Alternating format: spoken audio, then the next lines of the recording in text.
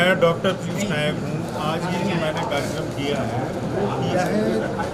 जो लोग 60 प्लस हो जाते हैं, रिटायर हो जाते हैं, वो अपने आप को रिटायर मानने लगते हैं, उनको ये प्रेरणा देने का काम किया है कि जब भी आपकी उम्र बढ़ रही है, आप रिटायर नहीं हो रहे हैं। रिटायर आदमी जब होता है जब उसका हाथ पैर चलना बंद हो जाता है। तो आप जब भी जिस समय भी जिस उम्र में भी उम्र के जिस भी पड़ाव में हैं, उसी समय आप अपने जीवन को बदल सकते हैं। वहाँ अपने जीवन को किसी भी कार्य में लगा सकते हैं, आप किसी रचनात्मक क्षेत्र में जा सकते हैं, कुछ काम कर सकते हैं। कम से कम इतना तो आप कर ही सकते हैं कि अगर आप पार्क में जा रहे हैं, कोई सीनियर सिटीजन है, वो इस तरीके के लोग जो उदास बैठे हैं, उनकी उदासी को दूर करो। हो सकता है वहीं आपको काम करने के लिए बहुत सारा मिल जाए, बहुत सारी ऊर्जा मिल जाए।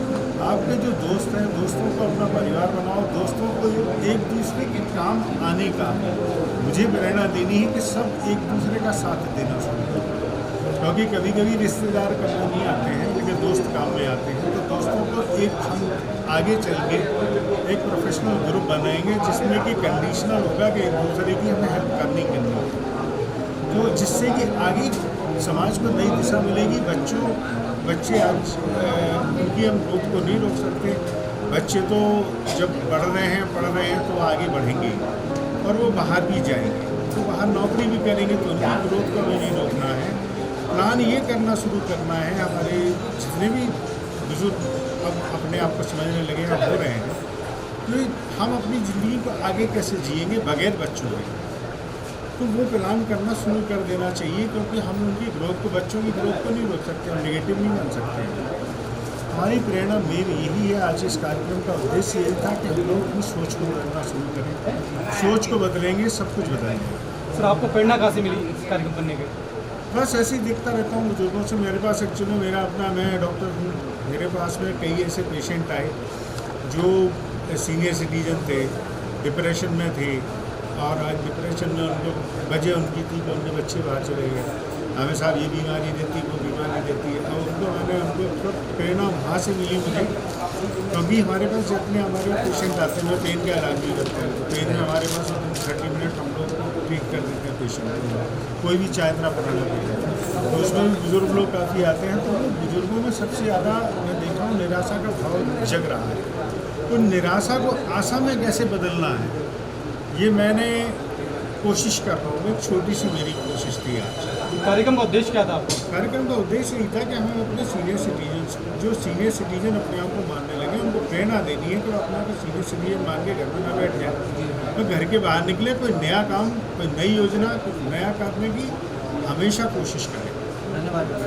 नए जोश को कर पीयूष नायक जी ने आज सीनियर सिटीजन का जो प्रेरणा देने के लिए, उनको संगठित करने के लिए, उनको एक नई ऊर्जा देने के लिए जो कार्यक्रम किया है, आदरणीय अग्रवाल साहब हमारे IAS आचार्य सेक्रेटरी, उनके मुखातिब में किया है, तो ये बहुत बड़ी गौरव की बात है।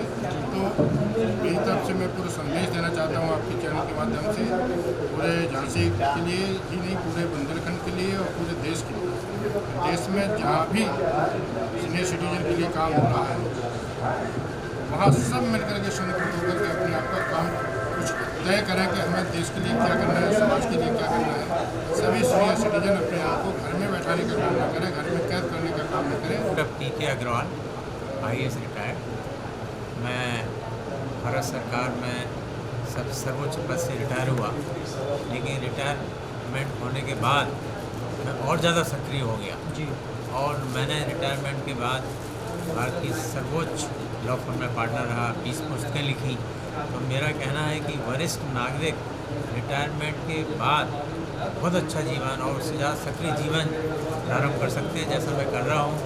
मैं साथ में एक इंडस्ट्री भी चला रहा हूँ, लिख भी रहा हूँ, और ऐसी कोई निराशा की बात नहीं है। लेकिन हाँ, उन्हें मोह त्याग कर वानप्रस्थ में प्रवेश करना चाहिए, क्योंकि रिटायरमेंट का अर्थ है वानप्रस्थ में प्रवेश करना। तो मोह माया को त्यागना चाहिए और बच्चों से या परिवार से ज़्यादा आशा नहीं करना चाहिए। अपने पैरों पर स्वावलंबी होने की चेष्टा करना चाहिए और इसकी योजना उन्हें रिटायरमेंट की 20 वर्ष पहले से करना चाहिए। आज सर आप कार्यक्रम के मुख्य अतिथि रहे, कार्यक्रम के बारे में आप क्या कहना चाहेंगे? कार्यक्रम बहुत ही सुंदर रहा और इस प्रकार का इनिशिएटिव जो मिस्टर नायक ने लिया है बहुत ही सराहनीय और प्रशंसनीय है, क्योंकि जो वरिष्ठ नागरिक अपने घर से नहीं निकलते जी, उनमें यहाँ पर आकर उनकी उपस्थिति में यहाँ जो हम लोग सब वक्ता थे उन्होंने कहा कि नहीं आप रिटायर नहीं हुए हैं, इस प्रकार की भावना भरी गई और उन्हें सम्मानित किया गया, क्योंकि वरिष्ठ नागरिक इस उम्र तक पहुँचे हैं, यही एक बहुत बड़ा क्रेडिट है। लेकिन आजकल इस ज़माने में जो छोटे छोटे बच्चे हैं, कुछ समाज में एकाकीपन का भाव आ रहा है, उससे वरिष्ठ नागरिकों को बड़ी तकलीफ हो रही है।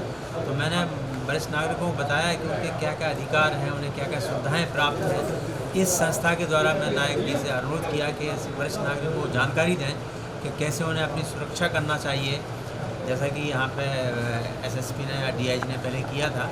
और हमारे ग्रंथों में क्या क्या लिखा है, हमारे जो धार्मिक संगठन है वो क्या कहते हैं कि वृद्धावस्था कैसे आपको करना चाहिए, बल्कि वृद्धावस्था ही ईश्वर और आत्मा तक पहुंचने का एक मार्ग है। हमें ये सोचना चाहिए वृद्धावस्था में कोई रिटायर नहीं हुआ, वो तो ईश्वर की प्राप्ति के लिए जा रहा है और उसको सक्रिय होना चाहिए, योगासन करना चाहिए, प्राणायाम करना चाहिए। ये जो भारतीय पद्धति है, जीवन पद्धति, अगर हम उसको अपनाएं तो आज वरिष्ठ नागरिकों की समस्या तो होगी नहीं, वो समाज में जो समस्या होकर रहते हैं वो भी नहीं रहेंगे। उससे समाज में 12 करोड़ हमारे यहाँ सीनियर सिटीजन है देश में, अगर 12 करोड़ लोग ठीक हो जाएं तो जो 60 करोड़ लोगों को समस्या नहीं होगी, क्योंकि सीनियर सिटीजन की वजह से परिवार में बहुत समस्याएं होती हैं। तो वो कम से कम समस्या ना बने, अपनी समस्या को हल करें। तो ऐसा संभव है अगर वो सूचित हों और धार्मिक हमारी सांस्कृतिक जो परंपरा है उसका पालन करें। धन्यवाद सर। मैं डॉक्टर जितेंद्र कुमार तिवारी आज हेल्थ सोसाइटी के तत्वावधान में राजकीय संग्रहालय में वरिष्ठ जनों को प्रोत्साहित करने के लिए, उनको मोटिवेट करने के लिए एक कार्यक्रम का आयोजन किया गया था और जिसमें मुझे ग्रेट सोशलिस्ट का अवार्ड भी प्रदान किया गया। ये क्या चाहते हैं आप इस कार्यक्रम को लेकर? आज आपको निश्चित तौर पर डॉक्टर पीयूष नायक जी ने जो ये बीड़ा उठाया है बुजुर्गों को प्रोत्साहित करने का, निश्चित तौर पर बहुत सराहनीय कार्य आपने किया है कि जो हमारे बीच में जो हमारे माता पिता हैं, दादा दादी हैं, वो उपेक्षित ना हो और उनके साथ हम जुड़ें, उनके साथ उनको थोड़ा सा समय दें। निश्चित तौर पर जब हम उनको समय देंगे तो उनके अनुभवों का लाभ हम अपने जीवन में उठा पाएंगे। इसी उद्देश्य को लेकर आज राजकीय संग्रहालय में कार्यक्रम हुआ। यकीनन बहुत सुंदर सुंदर संदेश हमें प्राप्त हुए, बहुत ज्ञानवर्धक हमें संदेश प्राप्त हुए। माननीय सांसद झांसी ललितपुर श्री अनुराग शर्मा जी के ओएसडी हैं, पूर्व अधिकारी एडीएम रहे झांसी में आदरणीय श्री मिथिलेश त्रिवेदी जी, उन्होंने अपने अनुभवों को हम लोगों के बीच में साझा किया। बहुत अच्छा लगा, बहुत ज्ञानवर्धक लगा कि उनकी बातों से हमें ऐसा लगा कि इस उम्र में भी वो कितने उत्साहित हैं और हमें उनसे सीखने को मिला। और ऐसे तमाम लोगों ने अपनी जानकारियां हमें दी कि हमें हतोत्साहित होने की आवश्यकता नहीं है और हम कैसे अपना सफलता का मार्ग पर आगे बढ़ें, ये रास्ते उन्होंने सुझाए। आपका नाम क्या है? मेरा नाम स्वप्निल मोदी है। और आज किस कार्यक्रम में आप आई हैं और ये आपको क्या सम्मान मिला है? आज ये डॉक्टर पीयूष नायक ने मुझे यहाँ पे बुलाया था तो सीनियर सिटीज़न का सम्मान, बट उन्होंने बुलाया, वो आज कह भी रहे थे जब मुझे सम्मान दे रहे थे कि मैं आपसे पहली बार मिला हूँ। तो ये सम्मान मुझे आज सर्वश्रेष्ठ इसलिए भी लगा कि उन्होंने नाम से नहीं, ये काम से पहचान के हमको ये सम्मान दिया था, इसलिए मुझे ये बहुत ही अच्छा लगा और सर्वश्रेष्ठ सम्मान मानूंगी मैं इसको। डॉक्टर संध्या चौहान। संध्या जी, आज कहाँ आई हैं आप और ये अवार्ड किस चीज़ का मिला है?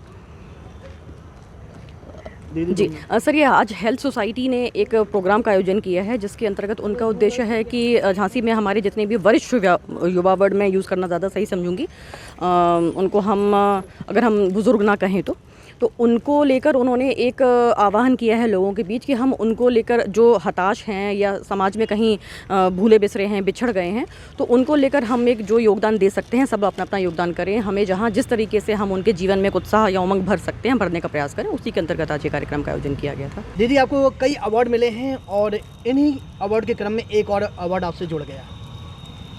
आज ये अवार्ड मिला है, आप कैसा महसूस कर रही हैं, कुछ हमें भी बताएं। पहले तो आप चैनल वालों को बधाई जहाँ कोई नहीं पहुँचता, कवियों के लिए लोग कहते हैं जहाँ ना पहुँचे रवि वहाँ पहुँचे कवि।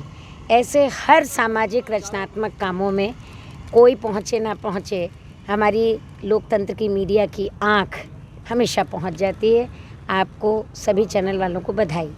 आज राजकीय संग्रहालय में हेल्थ क्लब सोसाइटी की ओर में डॉक्टर पीयूष नायक जी ने वरिष्ठ नागरिकों के लिए उनके 60 प्लस 70 80 तक जो हमारी आयु है, उस आयु वर्ग के लोगों को बुलाकर उनकी प्रतिभाओं को सम्मानित किया है।